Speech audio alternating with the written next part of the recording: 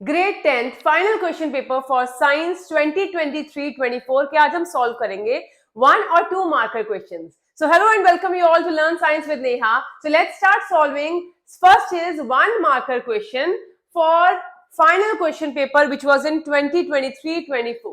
The first question is when 2 ml of sodium hydroxide which is a base is added to zinc granules which is a metal, it will form what? So it will form, first of all you should know, it will form sodium zincate and hydrogen gas is evolved. So first of all आप ये दो A और D option को तो rule out कर दोगे because इसमें पानी निकल रहा है. So it always release hydrogen gas. और सोडियम जिंकेट का फॉर्मूला क्या होता है? So that is sodium zincate, Na2ZnO2. So that gives you the first answer, sodium zincate and hydrogen gas is evolved. Ab along with zinc, there are 2 more metals which can react with alkali to give hydrogen gas, and these metals are aluminium and lead, and they form amphoteric oxides. Amphoteric का मतलब they can combine with acid also, they can combine with base also, लेकिन दोनों cases में जो gas निकलती है that is always hydrogen gas. So this completes your first question and the answer to the first question will be sodium zincate. Now the second one, second question कहता है कि select from the following decomposition reaction in which source of energy is for decomposition is light. Light मतलब photochemical decomposition, photo मतलब photolysis, lysis मतलब breakage. So that means in this reaction we have to tell which reaction is undergoing photolysis, that is breaking in the presence of light. तो first वाली नहीं, water bye electrolysis होता है. Silver bromide, so if you talk about silver bromide, yes, it undergoes decomposition in the presence of sunlight और ये use होता है आपका फोटोग्राफिक फिल्म्स के अंदर और ये बनता है silver metal plus bromine gas is evolved. याद रखना कोई भी गैस आप लिखते हो चाहे ब्रोमीन, क्लोरीन, हाइड्रोजन, ऑक्सीजन, ये सारी गैसेस डायएटॉमिक होती हैं. तो कई बार बच्चे क्या करते हैं Ag और Br लिख के छोड़ देते हैं, तो Br एटॉमिक फॉर्म है जो कि गलत हो जाती है. So it's always silver and bromine gas is evolved and bromine is Br2 and it is a photochemical reaction which is used in photographic films. So this completes your first and second question. Now let's move towards the next one.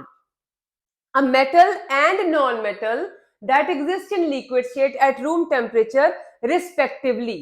मतलब आपको सबसे पहले identify करना है metal, फिर करना है non metal. तो मेटल में आ जाता है मर्करी और नॉन मेटल में आ जाता है bromine. Now the next one, carbon compounds are good conductor of electricity? No, graphite is good conductor of electricity, लेकिन कार्बन कंपाउंड्स नहीं होते. Carbon are bad, compounds are bad conductor of electricity? Yes, they are bad conductor of electricity. Have strong force of attraction between the molecule. Strong force बनाते हैं हमेशा ionic compounds, लेकिन carbon compounds होते हैं covalent compounds और covalent compounds में होती है वीक फोर्स ऑफ अट्रैक्शन. तो इसमें दो आंसर्स करेक्ट हैं, that is 2 and 4. So I'll move towards option C. Now the next one. Consider the following compounds: iron sulfate, copper sulfate, calcium sulfate and sodium carbonate. वो कह रहा है इसमें सबसे ज्यादा वाटर ऑफ क्रिस्टलाइजेशन किस में होता है? So वाटर ऑफ क्रिस्टलाइजेशन वो होता है जो डॉट H2O करके आता है. So डॉट H2O में अगर मैं देखूं iron sulphate, copper sulphate, calcium और सोडियम, सबसे ज्यादा अगर आपको याद होगा हमने लास्ट वीडियो में भी करा था, सोडियम कार्बोनेट क्रिस्टलाइन फॉर्म में होता है, sodium carbonate decahydrate which contains maximum number of water of crystallization. So I will move towards option number D, sodium carbonate, which forms your washing soda. Now let's move towards next one, oxides of aluminium and zinc. अभी अभी मैंने आपको बताया था aluminium, zinc और lead, PBB. So इन तीनों के oxide जो होते हैं एसिडिक भी होते हैं basic भी, because they can react with base or alkali also, they can react with acid also. तो इसके लिए आपका आंसर आ जाता है amphoteric. Now manganese dioxide plus hydrogen chloride और हाइड्रोक्लोरिक एसिड. अब ये आपको बताया गया है रिडॉक्स रिएक्शन. अब वो पूछ रहा है कि इसके अंदर क्या चीज ऑक्सीडाइज हो रही है, क्या चीज रिड्यूस. तो अगर मैं लूं मैंगनीज डाइऑक्साइड, मैंगनीज डाइऑक्साइड के पास तो ऑक्सीजन है और ये ऑक्सीजन दे रहा है अपनी इसको सल्फ्यूर हाइड्रोक्लोरिक एसिड को, तो obviously it is getting reduced. इसके अंदर से ऑक्सीजन निकल रही है, so it is getting reduced. और हाइड्रोक्लोरिक एसिड में ऑक्सीजन आ रही है, so it is forming water, so it is getting oxidised. So अगर मैं इसका आंसर देखूं तो आंसर क्या होगा. So answer will be manganese dioxide is getting reduced because it is losing oxygen and hydrochloric acid is getting oxidized. अब इसी case में आपको पता होना चाहिए कि manganese dioxide is a, if it is getting reduced, it is an oxidizing agent. उल्टा होता है. And if it is getting oxidized, it is reducing agent. So that completes question number 7. Now let's move towards the next question on the next page. Question number 8. Question number 8 कहता है the sex of a child is determined by what it inherits from mother. तो sex कौन सा होता है. Sex can be XX और XY. ये हम सिर्फ child के sex की बात कर रहे हैं. It can be female, it can be male. तो फर्स्ट क्वेश्चन क्या कहता है. First possibility, the sex of child is inherited from mother. No, mother तो दोनों को दे रहा है XX क्रोमोसोम. अब आई बारी वाई कौन दे रहा है. The sex of a child is inherited from father. Obviously yes, Y chromosome which is a smaller chromosome as compare to X is given and contributed by father. Now और कुछ है ऑप्शन में, देखते हैं. The probability of having male child is more than female. No, it is always 50-50% for both. तो third option भी delete हो गया. Now the fourth one, the sex of a child is determined at the time of fertilization when male and female gamete fuses to form a zygote. Yes, obviously. So that is the time when sex of a child is being determined. So the option will be again 2 and 4. So which gives out to be B part. Now let's move towards the next question, which is the 9th one, chromosomes. So chromosomes जब भी आप अपने दिमाग में रखो, chromosomes और chromatin material में फर्क है. So chromosomes हमेशा double stranded structures होते हैं, ठीक है, और chromatins it is like thread like structures. और chromosomes कब बनते हैं. ये बनते हैं at the time of cell division. Chromatin will convert to chromosome. अब क्वेश्चन पे आते हैं. So chromosomes carry hereditary information from parents to next generation. Yes, they are the carriers for hereditary information. They are thread-like structures located inside the nucleus. I told you they are not thread-like. They are not. They are condensed form, a double structure, double leaf-like structure, double chromatins together. Always exist in pair in reproductive cells. No, reproductive cells में हमेशा जैसे female है. Female at the time of reproduction in reproductive cell, it is converted to single thread, single chromatin fiber. इसको बोलते हैं diploid और ये बोलते हैं haploid. तो at the time of fertilization, it is not present in the pair form. ये separate हो जाता है, ठीक है. So haploid form, half the total number of chromosomes में convert हो जाता है. हमारी बॉडी में डिप्लॉयड क्रोमोसोम्स होते हैं. डिप्लॉयड मतलब 23 पेयर्स, ठीक है, और उस टाइम रिप्रोडक्टिव सेल में हैप्लॉयड हो जाता है, because haploid of mother, haploid of father will combine to give diploid of a zygote. That's why. So this option is not correct. They are involved in the process of cell division. I told you, cell division में chromosome ही सामने आते हैं. तो option is 1 and 4. So here it is D part, which is the correct answer. Now let's move towards the next question. So next question is about nerve impulse. So in the nerve cell is the longest cell of the body. The site where electrical impulse is converted to chemical signal. कौन सा site होता है? अगर आप nerve impulse को देखो तो सबसे पहले तो neuron is a structural and functional unit of nervous system. तो neuron is like this. Okay, so these are the dendrites. This is a dendrite. This is cell body with a nucleus. These are axons. These are axon terminal. Okay, and here the next dendrite will come like this. Okay, so ये जो junction है, ये जो junction है, इस junction को बोलते हैं साइनैप्स. और साइनैप्स इज दैट जंक्शन जहां पे nerve impulse from one neuron to other neuron transmit होता है without touching each other. So इस जंक्शन को बोलते हैं neuro junction, neuromuscular junction. Okay, और अदर नेम अगर आपको इसकी जगह आ जाएगा synapse, even that is a correct answer. So let's move towards the next slide with question number 11. अब आई बारी 11th क्वेश्चन की. Stomata closes. अब स्टोमेटा कब क्लोज करता है? रात के टाइम. ओपन कब करता है? मॉर्निंग के टाइम. और कौन करवाता है? तो बेसिकली हमारे दिमाग में अगर आता है तो नंबर 1 करवाता है फोटोसिंथेसिस, जिसके लिए आपको चाहिए कार्बन डाइऑक्साइड.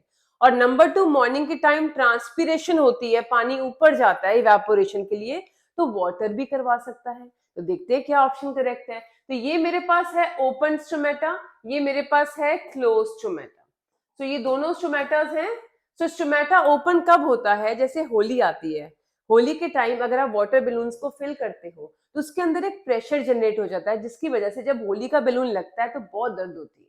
वो वाटर प्रेशर होता है टर्जिड प्रेशर. क्या नाम है उसका? Turgid pressure.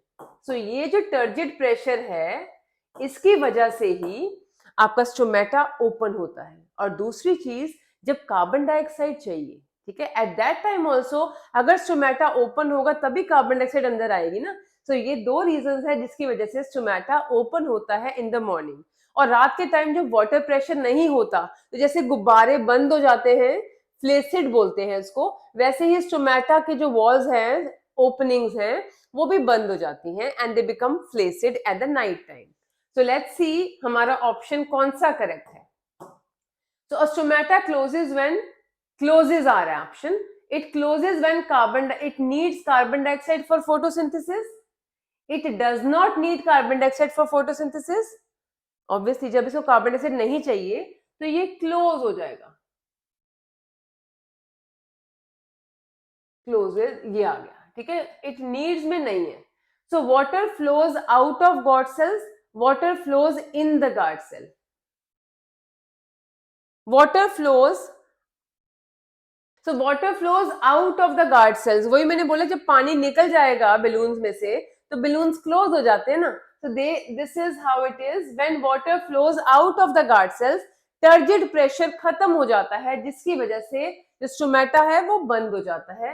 So the option will be 2 and 3, which is a C part. That is a correct option. Now let's move towards the next one. At what distance from the convex lens should an object be placed to get the image of same size as that of an object? अब 2F मतलब C एक ऐसी position है जिसमें चाहे mirror है चाहे lens है, किसी भी जगह अगर आप ऑब्जेक्ट को रखते हो तो image will always be number 1 inverted, real and of same size as that of object, और बनती भी हमेशा 2F के ऊपर है. तो let me show you the figure for the same. So ये रही आपकी इमेज जिसमें क्या है, ऑब्जेक्ट कहां पड़ा हमारा, अगर आप ध्यान से देखो ऑब्जेक्ट इज एट 2F और इमेज भी कहां बनती है, image is also formed at 2F. ठीक है, और ऑब्जेक्ट का जो साइज होता है that is always same as the size of the image. अब इस केस में मैग्निफिकेशन क्या होती है, you need to write this answer in my comment section below. अब आगे चलते इसका आंसर हो गया twice as that of focal length, which is a C part. Now the next question, The lens or system of human eye forms an image on a light sensitive part. हमारी आई के दो part होते हैं, एक होता है light sensitive, एक होता है light insensitive. Light insensitive is optic nerve जो मैसेज लेके जाता है from retina to the brain. ठीक है. और लाइट सेंसिटिव पार्ट होता है हमारा रेटिना, जहां पे इमेज फॉर्म होती है. So retina is a light sensitive part which is also called as a screen of an eye. तो इसका आंसर अगर मैं बोलूं ये आपका हो जाएगा रेटिना. चलो जी देखते हैं. तो अगर आप आई की डायग्राम देखो तो ये रहा आपका retina part. Retina is that part which is light sensitive जहां पे इमेज बनती है, और ये है आपका optic nerve which is light insensitive जो कि मैसेज लेके जाता है टू द ब्रेन. और एक और चीज आप मुझे कमेंट्स में बताओ कि हमारी आई पे किस तरह की इमेज बनती है. Is it real and inverted which is formed on the retina और virtual and erect. So give me the answer in the comment section below. Till then इसका आंसर हो जाएगा आपका retina. Now let's move towards the next question. Question कहता है the pattern of magnetic field produced inside a current carrying solenoid. अब current carrying solenoid के अंदर magnetic field कैसी होती है. तो सोलिनॉइड अगर आपको मैं दिखाऊं तो ये रहा आपका सोलिनॉइड. सोलिनॉइड कैसे बनता है, जैसे कि आप कॉपर वायर को आयरन नेल के साथ लगा दो, फिर कॉपर वायर को आप करंट पास करो, so that will become a solenoid which act like a bar magnet. अब उस बार मैग्नेट में मैग्नेटिक फील्ड कैसी होती है. मैग्नेटिक फील्ड सिर्फ और सिर्फ पैरेलल होती है फ्रॉम नॉर्थ टू साउथ. कोई मूवमेंट नहीं होती, यानी कि कर्व्ड होती है, कुछ होता है. इट इज ऑलवेज जैसे आपके पास मैग्नेट है, ये नॉर्थ है ये साउथ है. So this is magnetic field which forms a parallel line inside. So this is how these parallel lines are there. तो इसका आंसर देखते हैं क्या होगा. So circular नहीं हो सकता, कर्व्ड नहीं हो सकता किसी भी एंगल पे. तो the answer will be A. That means magnetic lines of forces runs parallel in a solenoid. Now let's move towards question number 15. अब 15 क्वेश्चन क्या कहता है, ये कहता है identify a food chain in which organisms second trophic level is missing. अब second trophic level कहां miss हो रहा है. अब फर्स्ट पार्ट है ग्रास, गोट एंड लायन. ये तो कंप्लीट है. ग्रास को गोट ने खाया, हाँ गोट को लायन ने खाया, तो ये चेन हमारी कंप्लीट है, कुछ मिसिंग नहीं है. Second zooplankton, phytoplankton, small fish, large fish, ये भी कंप्लीट है. Then comes tiger, grass, snake, frog. तो इसको अगर हम असेंबल करें, इन्होंने इट्स नॉट कि वो सीक्वेंस में देंगे, वो कभी मिस उल्टा पुल्टा भी कर सकते हैं. तो आपको पहले देखना है सीक्वेंस में लगा के कि क्या ये ऑप्शन करेक्ट हो सकता है या नहीं. तो मेरे पास आया ग्रास, ग्रास के बाद आया क्या आना चाहिए ideally, grass hopper. Grass hopper grass खाएगा ना, ग्रास हॉपर. तो ग्रास हॉपर इन्होंने लगाया ही नहीं. फिर लगाया फ्रॉग, फ्रॉग तो ग्रास नहीं खाता ना. और फिर लगाया स्नेक या टाइगर, वॉट एवर आप लगा सकते हो. तो दैट मीन्स इसमें एक लेवल मिसिंग है. कौन से वाला, जो ग्रास खाता है. हर्बीवोर्स का लेवल मिसिंग है. So this should be the correct option. Tiger, grass, snake and frog, चार चीजें दी हैं. तो बच्चे कहेंगे कि जो ग्रास है उसको तो फ्रॉग भी खा सकता है. नहीं, फ्रॉग हैज स्टिकी लॉन्ग टंग और वो इंसेक्ट्स खाता है. Now, in which of the following organism multiple fission is a means of asexual reproduction? Multiple fission क्या होता है, अगर दिखाऊं आपको तो दो तरह की फिशन, बाइनरी फिशन और मल्टीपल फिशन. बाइनरी फिशन होती है अमीबा में या लेशमेनिया में. अमीबा में किसी भी फॉर्म में हो सकती है, लेकिन अगर आप लेशमेनिया की बात करो, लेशमेनिया में बाइनरी फिशन ही होती है, लेकिन वो लॉन्गिट्यूडिनल होती है, इस तरह से, ऐसे यहां से ब्रेक हो जाता है. So it is longitudinal plane. लेकिन क्वेश्चन क्या है, मल्टीपल फिशन कहां होती है. सो मल्टीपल फिशन होती है प्लाज्मोडियम में. प्लाज्मोडियम क्या है, प्लाज्मोडियम मलेरिया कैरिंग ऑर्गेनिज्म है, सिंगल सेल्ड ऑर्गेनिज्म जो हमारी बॉडी पे इन्वेड करता है. 5-4 दिन वो अपने आप को ब्रेक करता रहता है इन दिस सिस्ट. जब वो मिलियंस की नंबर में बन जाता है तब उसकी सिस्ट ब्रेक हो जाती है और ब्लड के थ्रू सारा प्लाज्मोडियम हमारी बॉडी में आ जाता है और मलेरिया कॉज करता है. So that means plasmodium undergoes multiple fission. So let's see if it is there. Yes. Plasmodium is the correct answer. Now comes assertion and reason question. So number one is hydrogen gas is not evolved when zinc reacts with nitric acid. Perfectly right. Nitric acid cannot be used anywhere. Reason क्या है? अगर आप nitric acid को zinc के साथ डालोगे तो वो इटसेल्फ वाटर बना देता है. ये नाइट्रिक एसिड तो ये बनाएगा जिंक नाइट्रेट, तो चलो बन गया, ठीक है, जिसकी हमें जरूरत नहीं है. हमने चेक करना है ये क्यों डालते हैं हम एसिड्स मेटल्स में, ताकि हाइड्रोजन गैस निकले और हमें पता चल जाए कि मेटल जो है ये it is a metal test only. तो ये हो रहा है. तो लेकिन यहाँ पे जैसे नाइट्रोजन डाइऑक्साइड जो कि ब्राउन कलर की गैस होती है ये निकलती है, साथ में निकलनी चाहिए थी हाइड्रोजन, लेकिन ये नाइट्रिक एसिड इसको अपनी ऑक्सीजन प्रोवाइड कर देता है और वाटर बना देता है, तो we can not use it. So right. So hydrogen gas is not evolved. This is the correct answer. Nitric acid oxidizes to produce water.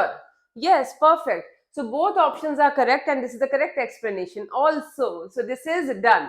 Now, accumulation of harmful substances is maximum at highest trophic level. अब harmful substances में क्या आ जाता है?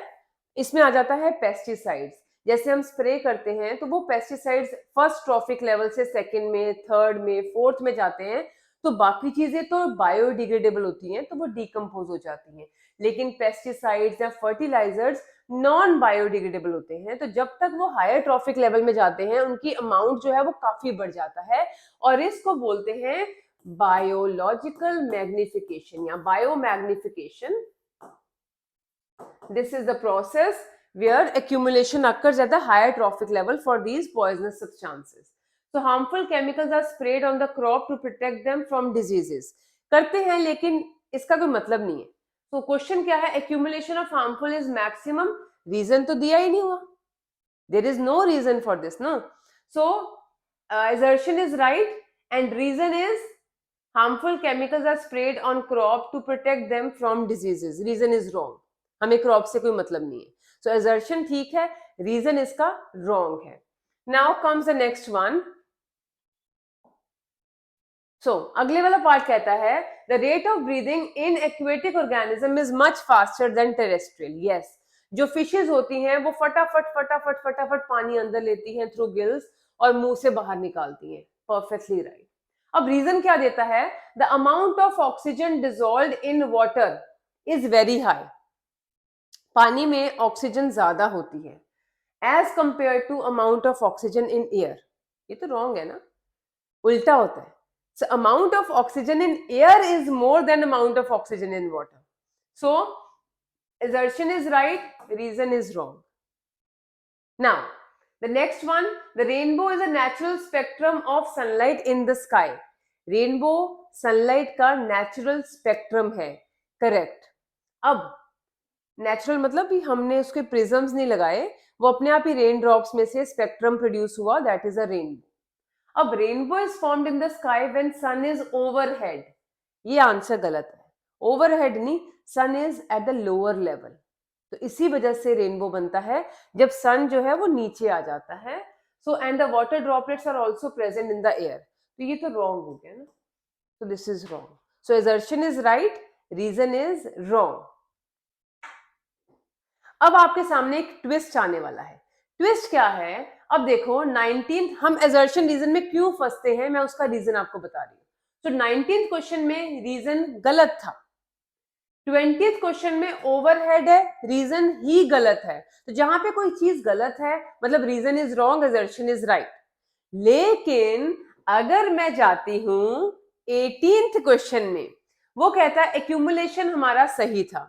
अब इसका reason उसने दिया harmful chemicals are spread on crops to protect them from diseases. मैंने बोला ये गलत है, लेकिन ये तो सही है. हार्मफुल केमिकल्स हम स्प्रे क्यों करते हैं? ताकि डिजीजेस से बचा ले, राइट. तो रीजन तो सही है, लेकिन ये रीजन इसके लिए अप्रोप्रिएट नहीं है. तो दैट मीन्स इस क्वेश्चन में assertion is right, Reason is right, but reason is not the correct explanation of assertion. This is how you need to check कि आपका assertion reason कैसे attempt करना है. Let's move towards 2-marker question, for which the first question is name the type of chemical reaction in which calcium oxide. Calcium oxide, what is calcium oxide? Common name क्या है इसका? इसका common name है lime. Calcium oxide will react with water.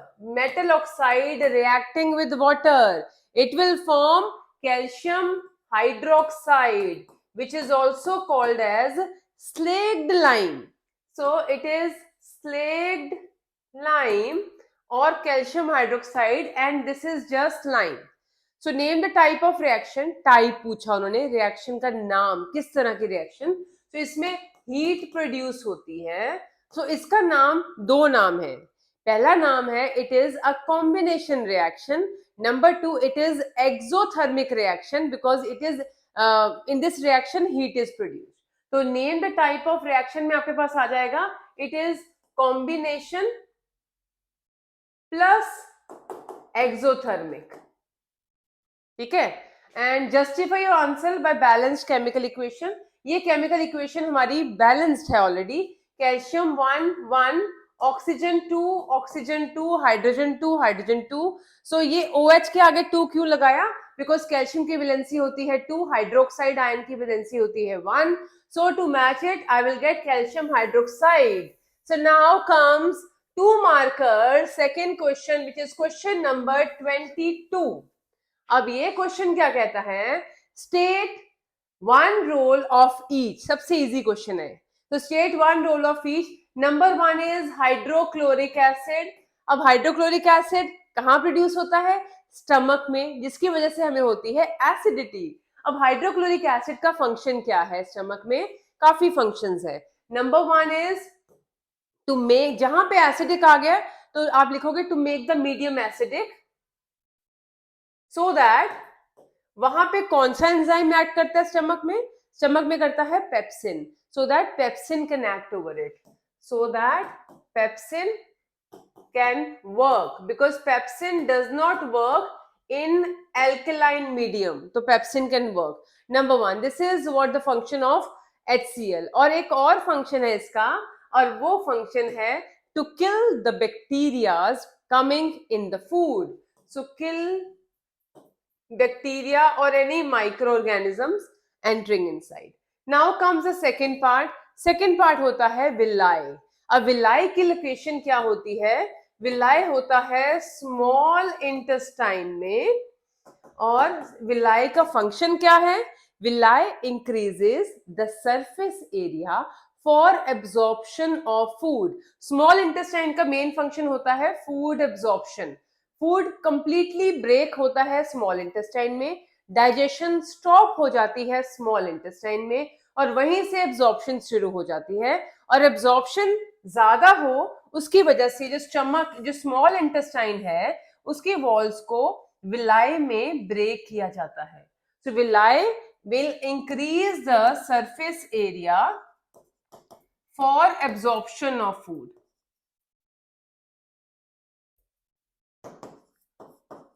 तो ये हो गया आपका विलाई का function. Now comes the third one, anal sphincter. अब एनस क्या करता है? एनस करता है डिफिकेशन. डिफिकेशन का मतलब है removal of solid waste from the body, that is called as defecation. अब एनस से डिफिकेशन होती है, और डिफिकेशन को कंट्रोल कौन करता है? वो करता है एनल स्फिंक्टर. स्फिंक्टर जहां वर्ड आ जाएगा तो sphincter will regulate by contraction. Okay, ताकि at the time of defecation by anus. और ऐसी ही स्फिंक्टर मसल यूरेथ्रा में भी होती है, that is called as urethral sphincter. वो क्या करती है? वो यूरिन के कंट्रोल करती है movement from urethra by, if the sphincter muscle is closed the urine will not move out, if it is open it will move out. Same goes with anal sphincter also. अब उसके बाद आ जाता है lipase. जिस word के पीछे as आ जाता है that is always an enzyme. तो लाइपेज लिपिड ब्रेकिंग एंजाइम, जो हमारी बॉडी के लिपिड्स को ब्रेक करता है। लिपिड होता है fat, so lipase will break lipids into fatty acids and glycerols. Lipids मतलब होता है फैट्स, तो वो ब्रेक करता है into fatty acid and glycerol. और लाइपेज एंजाइम होता कहां पे है? It is there in pancreas, pancreatic lipase बोलते हैं इसको, विच ब्रेक्स द फैट। ठीक है, सो दैट्स इट। आगे चलते हैं। तो ये हाफ मार्क के क्वेश्चन थे, तो हाफ इंटू 4 आपके पास 2 मार्क्स आपके बकेट में आ चुके हैं। अब now next move towards the next one. अगला क्वेश्चन 2 और में आ जाता है, इधर दिस और दैट। तो जो आपको ज्यादा कॉन्फिडेंस हो हमेशा वो क्वेश्चन अटेम्प्ट किया करो, always. So the question is, how is the movement of leaf of a sensitive plant different from downward movement of root? आराम से सोचो, लीफ की movement of a sensitive plant, that means they are talking about mimosa plant, जो कि छुई मुई plant है। छुई मुई के लीफ को अगर आप टच करते हो तो लीफ उसका किसी भी फॉर्म में क्रम्बल कर जाता है। So that type of movement is non directional movement. कोई डायरेक्शन नहीं है, कोई लीफ अंदर जा रहा है, कोई लीफ बाहर आ रहा है। So that type of movement is called as nastic movement. क्या बोलते हैं? nastic. लेकिन अगर रूट की बात करते हो, रूट की जो मूवमेंट है वो हमेशा नीचे को होती है। रूट की मूवमेंट डाउनवर्ड, एक फिक्स डायरेक्शन में, और उसको बोलते हैं ट्रॉपिक मूवमेंट। तो let me show you through few slides. तो ये रही आपके पास slide, coordination of plant, control and coordination से लिया गया है। तो इस केस में आपको बोला गया है, तो ये देखो, तो प्लांट की मूवमेंट जो कि ग्रोथ इंडिपेंडेंट मूवमेंट है, which is in any direction, इसको बोलते हैं नेस्टिक मूवमेंट। और ये नेस्टिक मूवमेंट होती है ड्यू टू वाटर प्रेशर, जिसको बोलते हैं टर्जिड प्रेशर, जो स्टोमेटा में भी था। और उसके बाद आ जाता है आपके पास ग्रोथ डिपेंडेंट मूवमेंट, जिसको बोलते हैं ट्रॉपिक मूवमेंट, जो कि हर जगह होती है। अगर लाइट की तरफ जा रहा है तो पॉजिटिवली फोटोट्रॉपिक, अगर लाइट के अगेंस्ट जा रहा है तो नेगेटिवली फोटोट्रॉपिक, अर्थ की तरफ जा रहा है तो positively geotropic, otherwise negatively geotropic. Thigmotropic मतलब जो टच को रिएक्ट करता है, दैट इज थिग्मोट्रॉपिक। और इसके लिए भी हार्मोन्स होते हैं, जैसे ऑक्सिन है, that is a growth hormone, जो कि प्लांट को ऊपर को हमेशा लेके जाता है और रूट हमेशा नीचे को जाती है। So this hormone which controls this, it is called as auxin. बाकी और भी हार्मोन है, गिबरलिन, साइटोकाइनिन, एब्सिसिक एसिड, तो जो कि आपको साथ साथ करने हैं। नाउ द नेक्स्ट वन, ये तो हो गया छोटा सा क्वेश्चन, नेस्टिक और tropic was the key word here, और आपको इसको एक्सप्लेन करना है। या फिर और में क्या आता है, there is a hormone which regulates carbohydrate, protein and fat metabolism in the body. तो मेटाबॉलिक रिएक्शंस को कौन सा हार्मोन कंट्रोल करता है? पहला क्वेश्चन, बॉडी मतलब human body, name the hormone, this is thyroxine. Hormone का क्या नाम है? थायरोक्सिन। और ये हार्मोन कहां प्रोड्यूस होता है? ग्लैंड क्या है? Thyroid gland, thyroid gland. और उसके बाद अगला क्वेश्चन हिंट के लिए, बाय चांस आप नहीं बता पाए तो आपके पास हिंट है। Why it is important to have iodised salt? Because iodised salt contain iodine which helps in proper functioning of thyroid gland and which controls the metabolism of your body. So this will give you 2 marks, but always make sure attempt the question for which you are very much confident. Now the next one, अगला question क्या कहता है? ये है an object is placed at a distance of 10 centimeter from convex mirror. So ये मेरे पास आ गया convex mirror. तो convex mirror,